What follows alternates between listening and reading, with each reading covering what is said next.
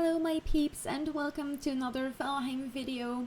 Right behind me I have an example of something that I use quite a lot around my base, and if you know my streams you have seen them around everywhere. And it is the drop of zones. It's very handy to have a couple of boxes just standing around waiting for you to drop off a load, because sometimes you have a cluttered inventory and you just want to drop everything off. That's why I put these boxes around. You can see there's just a little bit of everything in there. And not only that, but this cart, for example, that's what I love to do, putting carts around the base, also being able to just carry quite a lot of stuff.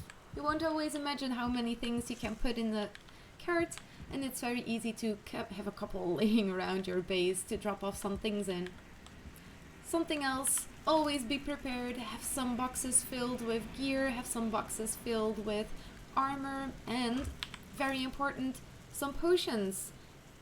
I can't remember how many times I was building or doing something else and an event happens, and when you're getting into the end game of or the end stage of a game, you will notice that sometimes you will need a frost potion for the Drake event, or some health potions, some poison resist. It's always handy for whatever event is happening.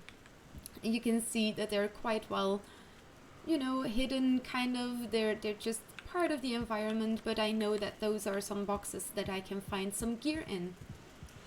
Some other examples right here. Look at all those beautiful boxes.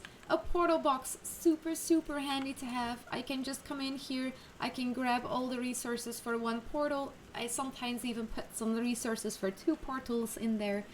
Super nice to have and super handy. I promise you, you won't regret making those tags beforehand.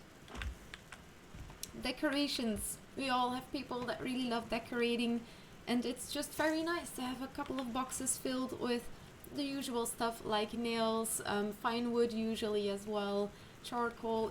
There's just a couple of things that you would always have to gather in your storage or whatever, and this way you can easily get back into decorating or whatever you want to do, because building is also very nice to have around. Just a couple of stacks of stone or wood or resin, charcoal as well.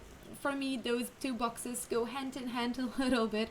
Usually they mix a little bit depending on what project that I'm working on, but it's always nice to have those dedicated boxes laying around so you can get right back into it whenever you want to relax or cool off from your day at work. Another drop-off box, always handy to have.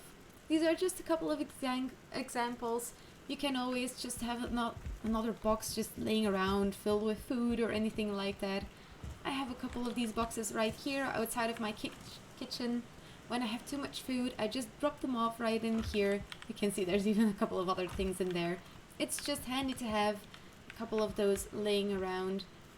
You will see it in quite a lot of my videos. Over here as well, there's a box just filled with some working stuff. You can always just drop them off back at a dedicated place as well. That's why it's nice to make something of it, like this drop-off zone. Just make something nice out of it and you will not regret it. Thanks for watching. Emma out.